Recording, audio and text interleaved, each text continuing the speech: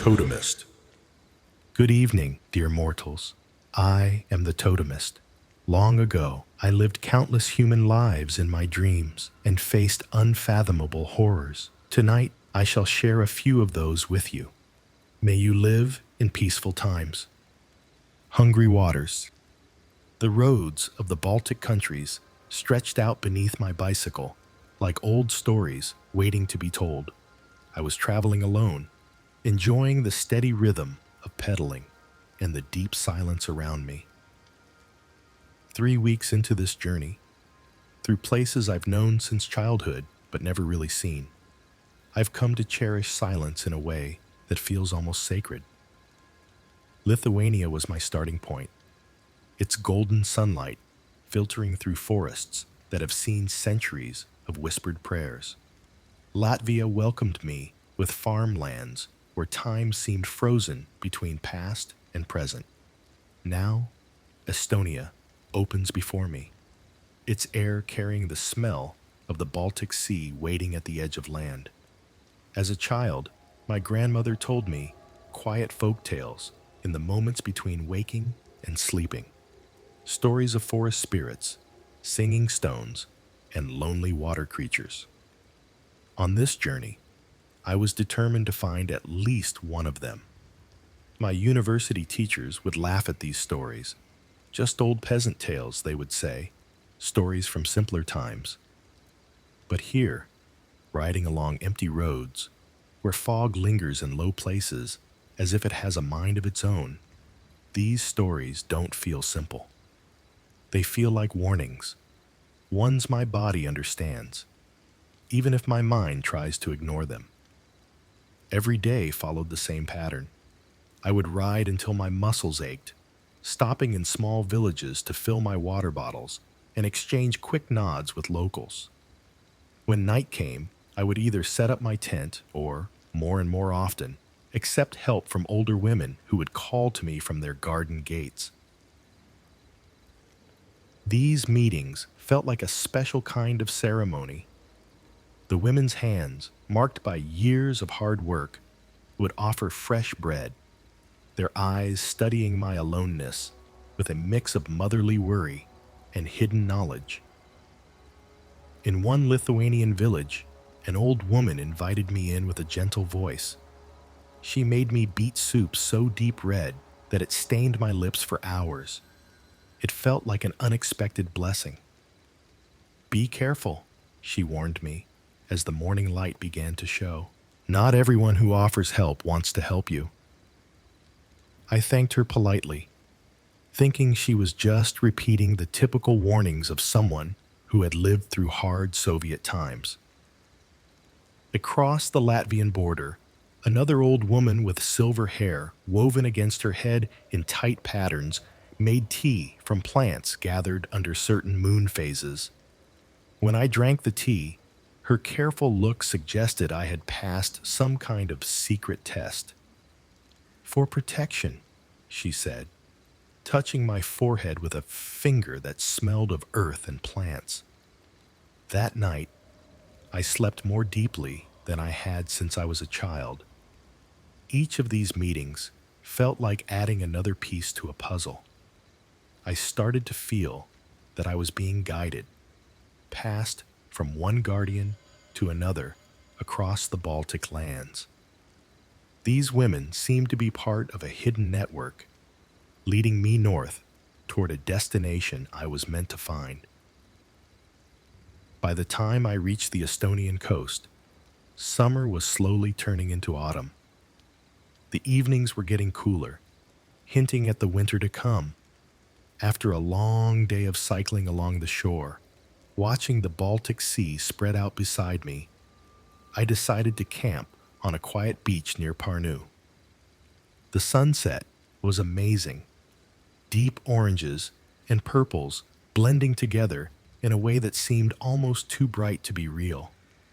I set up my tent behind some sand dunes, protected from the wind by twisted pine trees.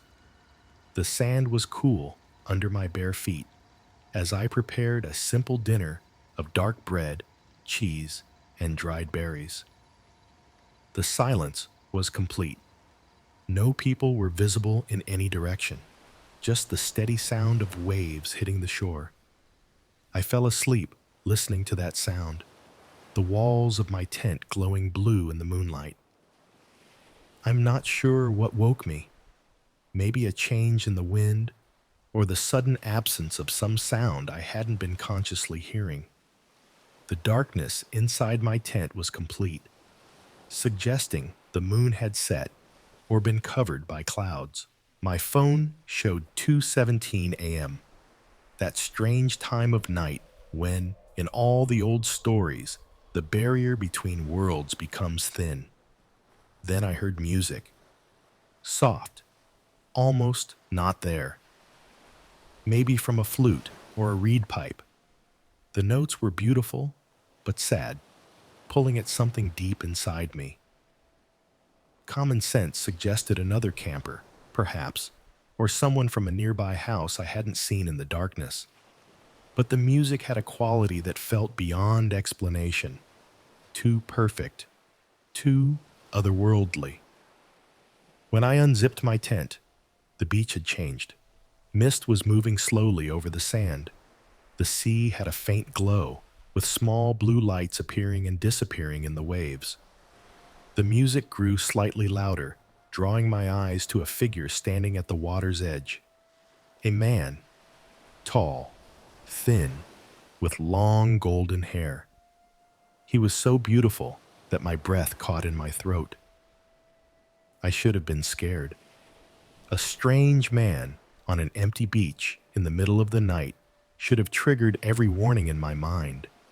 But instead, I felt only curiosity and something else, a pull toward him, like gravity. My feet carried me forward before my thoughts could stop them. The sand felt different now, even colder than before, somehow slightly giving way, as if I walked across a living surface that responded to my weight. As I came closer, the man turned.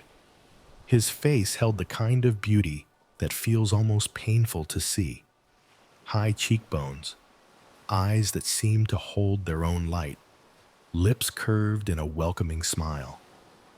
He wore simple clothes, loose white shirt, dark pants rolled up to show pale ankles. But they appeared strangely dry, despite his standing in ankle-deep water. "Hello, traveler," he said. "What a perfect night for the sea." His voice carried the same quality as the music I'd heard. "Who are you?" I asked, stopping a few meters from the water's edge, some instinct for self-protection finally speaking up. He smiled. "A fellow visitor to this shore. Like you, seeking the peace only water can give." He held out his hand in invitation. "The Baltic is especially warm tonight, a rare gift in these northern waters." As if to show me, he took a step deeper, the water now reaching his knees, yet somehow not wetting his clothes. "You've traveled so far, carried so much tension in your body. Imagine how it would feel to float, weightless, all burdens gone." His words painted pictures in my mind, my body drifting in warm water, stars reflected around me, perfect freedom. I took an unconscious step forward. "Take off your heavy clothes," he suggested, his voice gentle as a lover's. "Enter as nature made you. Feel the water accept you completely." My fingers moved to the edge of my sleeping shirt, without my conscious choice. Some distant part of me recognized how strange this was. I never swam in unfamiliar waters at night, never undressed before strangers. Yet here I was, pulling my shirt over my head, my skin prickling with goosebumps in the night air. "Yes," he encouraged, his eyes now reflecting the same blue-green glow as the waves. "Come to me. I've waited so long for company. I stepped forward, the cold water shocking against my ankles. It wasn't warm as he'd promised. It was Baltic cold, the cold of northern waters that never truly heat even in summer's warmth. This difference created a moment of clarity, a small crack in whatever spell had fallen over me. "The water's cold," I said, confusion temporarily stopping the urge to move forward. Something flickered across his beautiful face. Annoyance, quickly hidden. "Just the shallow part," he assured me. "Deeper in, it's warm as a bath. Let me show you." He held out his hand again, his smile widening. That's when I noticed his fingers, slightly too long, with a hint of webbing between them that hadn't been visible before. And his eyes, which I'd thought merely reflected the water's glow, now contained their own cold blue light. The stories my grandmother whispered rushed back. The Knack, the water spirit who lured lonely travelers into drowning depths with music and false promises.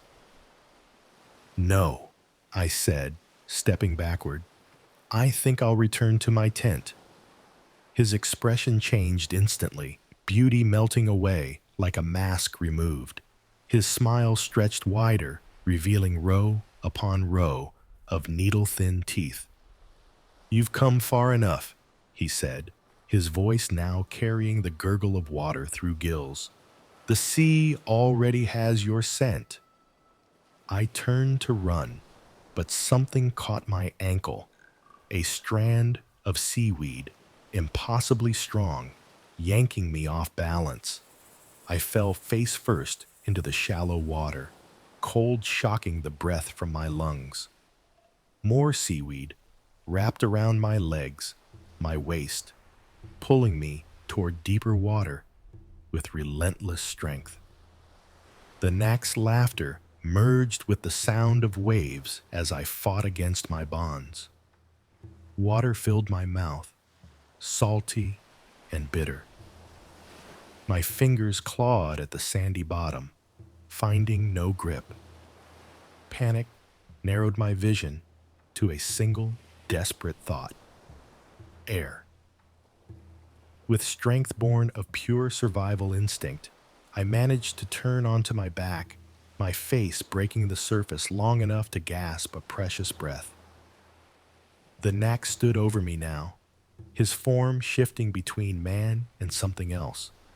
Something with the suggestion of fins, of scales gleaming beneath the skin that no longer looked human. "The lonely ones always come to me," he said, reaching toward me with those two long fingers. "The seekers, the wanderers. What the Baltic claims, it keeps forever." A cry burst from my throat, wild and unplanned. It was a sound of pure fight, coming from somewhere deep inside me.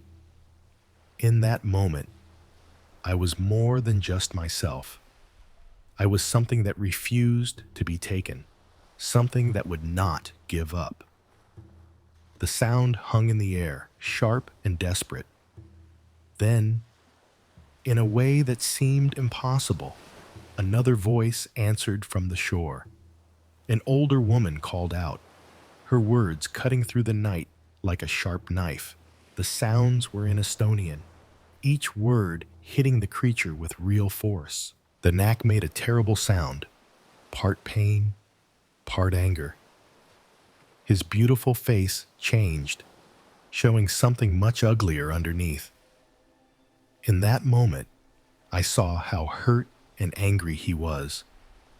A creature trapped between worlds, always hungry, always alone. More words followed from the shore, in the unmistakable rhythm of old Baltic chanting. Each phrase struck with physical force. The seaweed around my limbs loosened bit by bit. The Knack backed away, one step, then another, his solid form becoming misty and unclear. This one does not belong to you, the woman's voice declared. Return to your depths. With a sound like water draining from 1,000 shells, the knack dissolved into the waves, leaving only a lingering blue-green glow that quickly faded. Shaking, soaked, I crawled from the water's grasp. An elderly woman stood on the shore, her white hair loose around her shoulders, wearing a nightdress and heavy sweater as if she'd rushed from her bed. In one hand, she held a staff of twisted driftwood, in the other, a small cloth bag that gave off a strong herbal smell. "Foolish girl," she said, though her tone held more concern than scolding. "Didn't the others warn you about the shores at night?" She helped me to my feet with surprising strength. Up close, her face was covered in wrinkles, but her eyes were sharp and clear as a much younger woman's. "Come," she said, gathering my dropped clothes with efficient movements. "My house is close. You need warmth and medicine for those cuts." Only then did I notice the cuts across my legs and arms, where the seaweed had bound me. Thin, precise cuts that stung in the night air. "What was that?" I asked, though I already knew. "Who are you?" She gave me a look that held both patience and frustration. "Questions for after tea. Walking now." The woman's cottage stood just beyond the dunes, a small building of weathered wood that seemed to grow naturally from the landscape. Inside was warm, lit by lamps that cast a golden glow over rooms filled with dried herbs hanging from ceiling beams. Shelves of glass jars containing substances I couldn't identify, and books stacked in tall, unstable towers.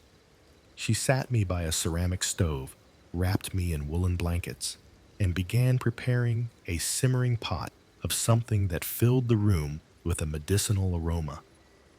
"Drink," she ordered when the mixture was ready, pouring it into a heavy mug and adding a generous spoonful of honey for the cold that tries to settle in your bones. The liquid burned pleasantly down my throat, tasting of pine and spices I couldn't name. Almost immediately, warmth spread through my limbs, and the shaking that had taken hold of me began to stop. "You met Knack," she said matter-of-factly, preparing a healing paste of thick green mixture. "Waterman. He hungers for company beneath the waves, especially likes young women traveling alone." She began applying the paste to my cuts, which stung and then quickly numbed under her practiced hands. "Why did you help me?" I asked as she worked. "How did you know?" She secured the last bandage and looked up at me with those penetrating eyes. "I listen to the water.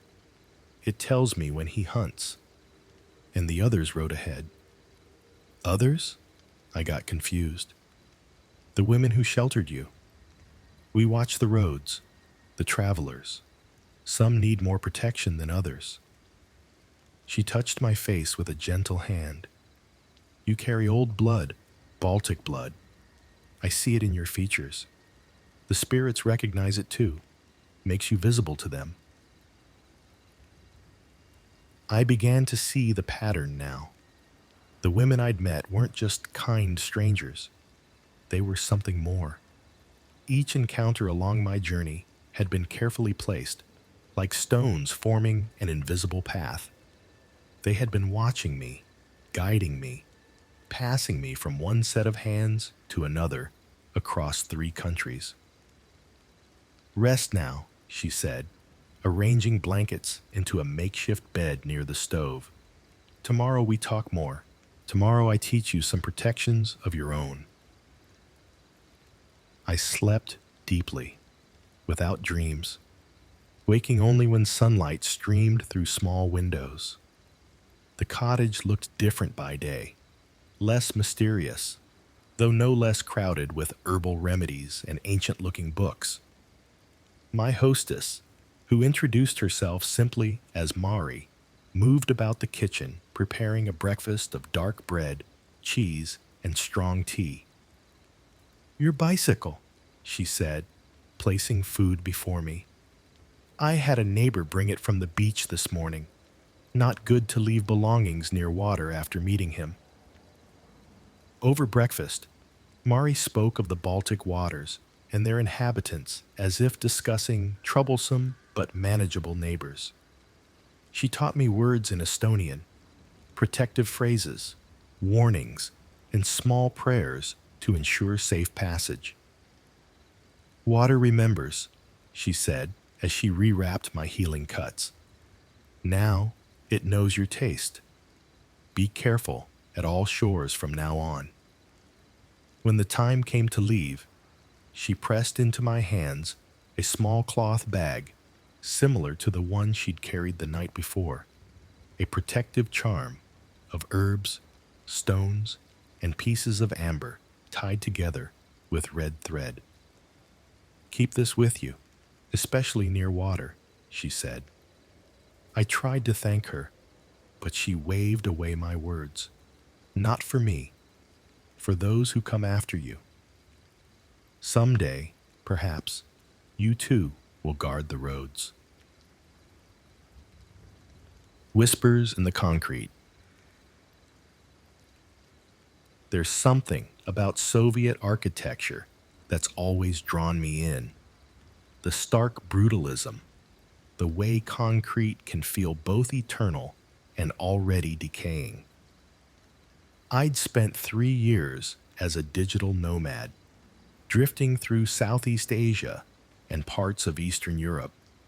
But Lithuania had always been on my list, not for the usual reasons most travelers visit, but for those forgotten monuments to a collapsed empire, those abandoned spaces where history lingers like a persistent mist. I arrived in Klaipėda during that strange transitional period between summer and autumn, when the Baltic Sea turns a deeper shade of gray and the tourists begin their migration home. The air carried that peculiar blend of salt and impending frost that seems unique to northern coastal cities. My Airbnb host greeted me with the reserved politeness I'd come to expect from Lithuanians. "You're here for the sea?" he asked, while showing me around the modest but comfortable apartment overlooking the old town. "Partly," I replied, setting down my backpack, my entire life compressed into 65 liters of space, but I'm also interested in Soviet-era buildings, especially abandoned ones. A flicker of something, concern perhaps, or mild disapproval, crossed his face. "There are many such places. Not all are safe to visit." I nodded, having heard similar warnings before. I'm always careful. "It's not about structural concerns," Tomasic said, his English precise, but tinged with an accent that rounded certain syllables. "Some places carry memories. Not all of them pleasant." I smiled, attributing his warning to the kind of superstition that often surrounds abandoned places. I'd heard similar things in Romania, in Ukraine, in dozens of places where history had left its bruises. "I'll be respectful," I assured him, which seemed to satisfy him for the moment. The first few days passed in a pleasant rhythm of work and exploration. Mornings were spent in cafes with my laptop, afternoons wandering the cobblestone streets of the old town or along the shoreline. But the real Lithuania, the one I'd come to see, existed on the periphery, in the concrete housing blocks and forgotten industrial zones that tourists rarely ventured into. It was on my 4th night that my Airbnb host mentioned the abandoned hospital. "If you're really interested in Soviet architecture," he said, over a shared bottle of local beer on the small balcony. There's an old medical facility about 20 kilometers outside the city, built in the 1950s, closed sometime in the early 90s after independence. What kind of hospital? I asked, immediately interested. Thomas took a long sip before answering. Originally for tuberculosis patients, I think. Later, a general regional hospital. But during the Soviet occupation, it had other purposes as well. Like what? Treatment for partisan fighters, mostly. Those who resisted the Soviet regime. The story goes that they would be brought there after interrogation. Some for genuine medical care, others. He trailed off, then added, let's just say not all treatment was meant to heal. A chill that had nothing to do with the evening breeze ran through me. This was exactly the kind of place I was looking for. Somewhere history had left a tangible mark. Is it accessible? I asked. The road there is poor, but yes, local teenagers sometimes go there on dares, urban explorers occasionally, but most people from Klaipėda avoid it. He gave me a measuring look. If you go, go during daylight, and perhaps let someone know where you are. I promised him I would, already planning my visit for the next day, but as often happens with work, a client emergency kept me glued to my laptop until well into the evening. By the time I was free, the sun was already beginning its descent toward the horizon. I should have waited until morning. That's what any sensible person would have done. But the thought of the hospital sitting there in the gathering darkness, its secrets waiting to be discovered, proved too tempting. The drive took longer than expected, the GPS leading me down increasingly narrow roads until I found myself on little more than a dirt track cutting through a dense pine forest. The rental car's suspension protested every pothole and route. Just as I was considering turning back, the trees parted, and there it was, a massive 5-story concrete structure, its windows dark empty sockets against the fading light. I parked at what must have once been the main entrance and sat for a moment, taking it in. The hospital was built in that distinctive mid-century Soviet style, functional to the point of severity, with long, horizontal lines and a symmetry that somehow made it more imposing rather than harmonious. Nature had begun the slow process of reclamation. Vines crawled up the facade, and small birch trees had taken root in the cracked pavement of the parking lot. I grabbed my backpack with the essentials: flashlight, camera, water, and a small first aid kit. As I approached the main entrance, I noticed that someone had chained the door shut at some point, but the chain now lay broken on the ground. A warning, perhaps, but not one I heeded. The interior was exactly what I'd expected: peeling paint, debris-strewn corridors, and that distinctive smell of abandonment, dust, mold, and the lingering ghost of disinfectant. The remaining daylight filtered weakly through broken windows, casting long shadows that seemed to reach toward me as I moved deeper into the building. I spent about an hour exploring the ground floor, documenting the Soviet-era murals that still clung to some walls, heroic workers and medical professionals tending to smiling patients, the colors now faded to melancholy pastels. An administrative area yielded a few documents in Cyrillic text, most too water-damaged to be legible. As daylight faded completely, I switched on my flashlight and decided to venture upstairs. The second floor appeared to have been patient wards, rows of small rooms with rusted bed frames still bolted to the floors. The third floor was similar, though in worse condition, with sections of the ceiling collapsed. It was on the fourth floor that I found what must have been a special ward. Unlike the open plan of the lower floors, this area was divided into smaller, more isolated rooms, each with a reinforced door and a small observation window. The layout reminded me uncomfortably of a prison block rather than a healing space. I was photographing one of these rooms when I heard it, a sound so out of place in the abandoned building that I initially thought I had imagined it. A soft, rhythmic tapping, like fingers drumming on wood. I froze, listening intently. The sound came again, more distinct this time, emanating from further down the corridor. My rational mind offered the usual explanations: settling building, wildlife, perhaps other explorers.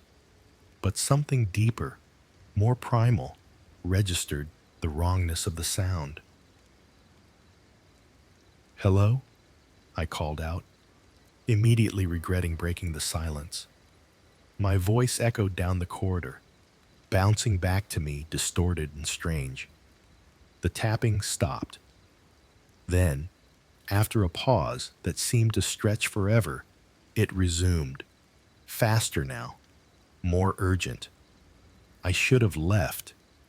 Every instinct told me to turn around, to retrace my steps, to return to the safety of my rental car and the well-lit streets of Klaipėda. Instead, I found myself moving toward the sound, drawn by that same curiosity that had brought me to this forsaken place. The tapping led me to a room at the end of the corridor. Unlike the others, its door was partially open, a sliver of deeper darkness within. As I approached, the tapping stopped again, replaced by a silence so complete it felt like pressure against my eardrums. I raised my flashlight and pushed the door wider with my foot. The beam caught something moving in the far corner, a rapid displacement of shadow that my mind couldn't quite resolve into a coherent shape. Then my light found the source of the tapping, a metal bed frame, detached from its moorings and leaning against the wall. One loose piece of metal was swaying slightly, as if just disturbed, but there was no draft, no wind, no explanation for the movement. Something white caught my eye, a piece of paper on the floor beneath the bed frame. I approached cautiously, bent down, and picked it up. It was a medical chart, mostly in Lithuanian, but with Russian annotations in the margins. Though I couldn't read the text, one thing was unmistakable: the large red star stamped at the top, and beside it, a name: Antanas Bragenesis. As I studied the document, trying to make sense of it in the inadequate beam of my flashlight, the temperature in the room plummeted. My breath suddenly visible before me, I looked up and saw a man standing in the doorway. The shock nearly sent me stumbling backward. He was tall, gaunt, dressed in what looked like faded hospital clothing. His face was in shadow, but I could make out the hollow of his cheeks, the deep-set eyes. "Kas tu toks?" a voice rasped. Lithuanian, I assumed, though I didn't understand the words. I scrambled to my feet, dropping both the paper and my flashlight in my panic. The light rolled across the floor, casting wild, swinging shadows that made it impossible to get a clear look at the figure. "I'm sorry," I managed to stammer. "I don't speak Lithuanian. I'm just exploring." A long silence followed. I fumbled for my flashlight, finally grasping it and pointing it toward the doorway, which was empty. I swept the beam around the room, heart pounding in my chest. There was no one there. No other exit besides the door I'd entered through. Nowhere a person could have gone in the seconds I'd looked away. I didn't linger to investigate further. All my usual curiosity had been replaced by a singular desire to be elsewhere. Anywhere but that cold, empty room with its inexplicable visitor. I half ran, half stumbled back the way I'd come, down the debris-strewn stairs, through the labyrinthine corridors of the ground floor, and finally out into the night air, which I gulped down in desperate breaths. The drive back to Klaipėda passed in a blur of adrenaline and rationalization. By the time I reached my apartment, I'd almost convinced myself that stress and an overactive imagination had conjured the entire encounter. Almost. But sleep eluded me that night. Every time I closed my eyes, I saw that gaunt figure in the doorway, heard that rasping voice asking a question I couldn't understand, and beneath it all, a persistent thought. I had to go back. Not out of some misplaced bravery or even curiosity anymore, but a deeper, more troubling compulsion, as if leaving now would mean leaving something unfinished, something important. The next day passed in a haze of distraction.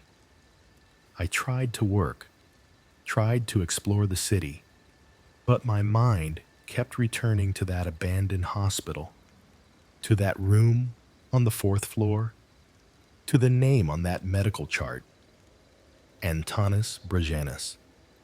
During a late lunch, I casually asked the waitress if she knew any Lithuanian history. I'm particularly interested in the partisans, I added, the fighters who resisted Soviet occupation. She gave me a curious look. This is a very specific interest for a tourist. I'm not exactly a tourist, I replied, more of a digital nomad with an interest in history. Her expression softened slightly. The Forest Brothers, we call them. They fought from the forests against the Soviet army for many years after the war. Many were betrayed, captured, tortured.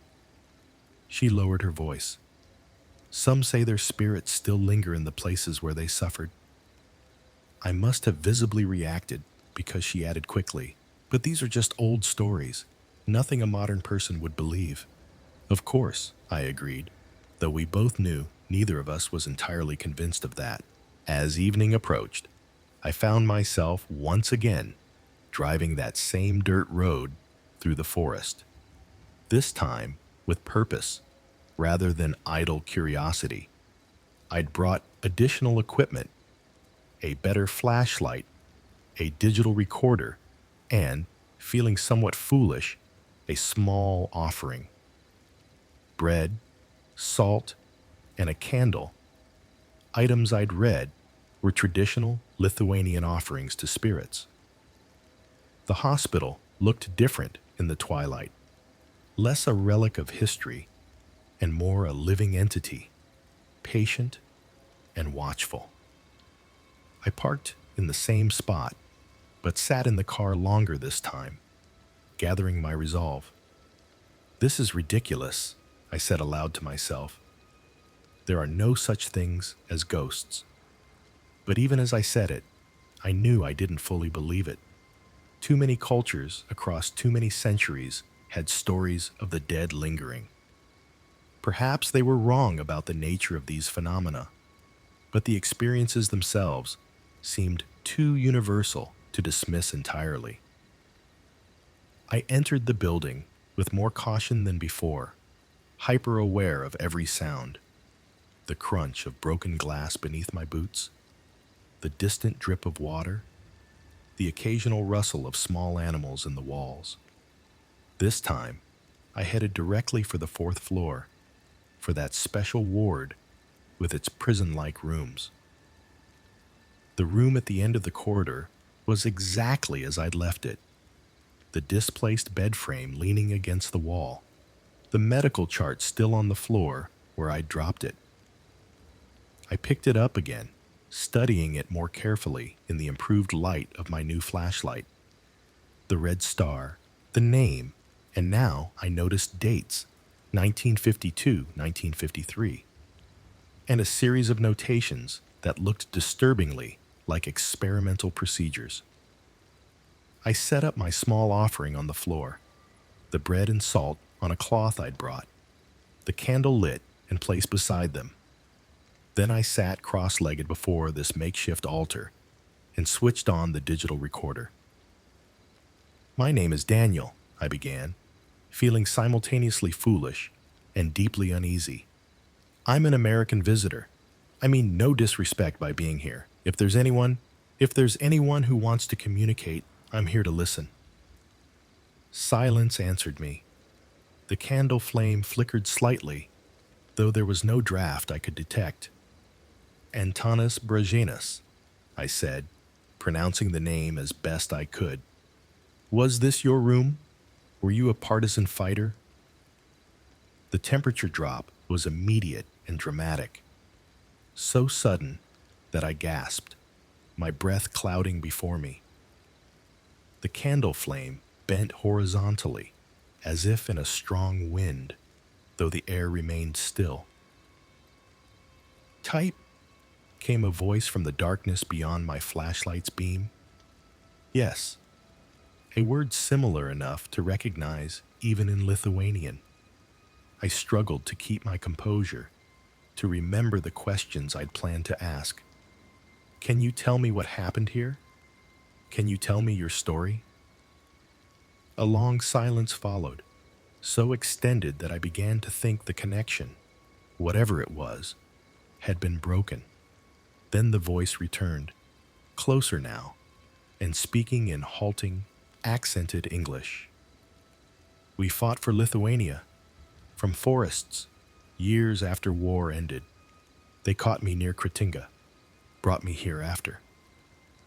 The voice paused, and I had the distinct impression that the speaker, the presence, was collecting memories, organizing thoughts long unused. "Not for healing," the voice continued, "for information, for breaking. Dr. Petrov had new methods, special medicines. They wanted names, locations. I gave none." The candle flame twisted again, elongating impossibly without extinguishing. "But they took other things," the voice said, now seeming to come from directly beside me, though I could see nothing there. "Memories, dreams, hope. They took pieces of how do you say, myself." "I'm sorry," I whispered, not knowing what else to say. A bitter laugh answered me. "You are not them, not responsible. But you listen. Few listen now. They build new Lithuania, modern European country. No place for old ghosts, old wounds." "Is that why you're still here?" I asked. "Because no one remembers?" "Not remembered, not forgotten," the voice replied cryptically. "Caught between, like many things in this land, neither fully Soviet nor fully free of Soviet shadow." The candle suddenly went out, plunging the room into darkness except for my flashlight beam, which seemed weaker now, struggling against the encroaching dark. "They did things here," the voice continued, now moving around the room, location shifting with each phrase. "Not just to partisans, to ordinary people. Mental patients, political prisoners, experiments, tests.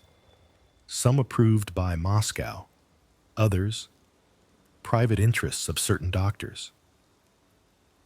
I found myself shivering, not just from the cold that seemed to emanate from everywhere at once, but from the matter-of-fact way these horrors were described. Not with drama or emphasis, but with the flat affect of someone recounting long-established truths. Did you pass away here?" I asked, immediately regretting the clumsy phrasing. Another of those bitter laughs. This body? Yes. 1953, after 7 months, but not all at once. Pieces. First mind, then spirit. Body last. I'm so sorry, I said again, knowing the inadequacy of the words even as I spoke them. Why come here? The voice asked suddenly. Why seek old pain in foreign land? The question caught me off guard. Why had I come? The easy answer, fascination with Soviet architecture, with abandoned places, suddenly seemed shallow, almost disrespectful. I began slowly, surprising myself with my own honesty. I think I'm looking for something real, something beyond Instagrammable moments and digital existence, something with weight. Found weight now, the voice said, with what almost sounded like grim amusement. Feel it? And I did. A pressure on my chest, subtle at first but growing, as if the air itself were becoming dense, pressing down on me. I should go, I said, suddenly certain that I'd reached the limit of whatever welcome I might have had in this place. Yes, the voice agreed. But remember, not just architecture, not just interesting story for friends. Real people, real suffering, real consequences. I will, I promised, gathering my things with hands that trembled slightly. I left the bread and salt. It seemed wrong to take them back, but pocketed the digital recorder, hoping it had captured something of this impossible conversation. As I reached the doorway, the voice spoke one final time. Tell others, not to come here, but what happened here, someone should know. I will, I said again, and meant it. The journey back to my apartment passed in contemplative silence. No music, no podcasts, just the sound of the car on the road and my own thoughts trying to process what had happened, or what I believed had happened. I didn't listen to the recording that night, or the next day. Part of me feared it would contain nothing, proof that I'd imagined the entire encounter, or worse, had some kind of breakdown. An equally large part feared it would contain something, confirmation that whatever I'd experienced was real, which carried its own terrifying implications. Instead, I spent the day researching Lithuanian partisan fighters, Soviet medical experiments, a man named Antanas Brzezinski. I found fragmentary information, references to partisan units operating near Kretinga, to a Soviet doctor named Petrov, who worked in various medical facilities in the Baltic states in the early 1950s. Nothing specific about Antanas, but that wasn't surprising. Many who disappeared during those years left little record. By evening, I'd made my decision. I packed my belongings, dropped the keys to my Airbnb host, and booked a flight to Berlin for the following morning. As I waited in the small terminal of Palanga International Airport, I finally took out the digital recorder, put in my earbuds, and pressed play. There was my voice, clear enough. My name is Daniel. Then long stretches of static, punctuated by what might have been words, might have been the random noise of an empty building settling at night. Until, near the end, a single phrase emerged from the interference, clear as if spoken directly into the microphone. Tell others. Someone should know.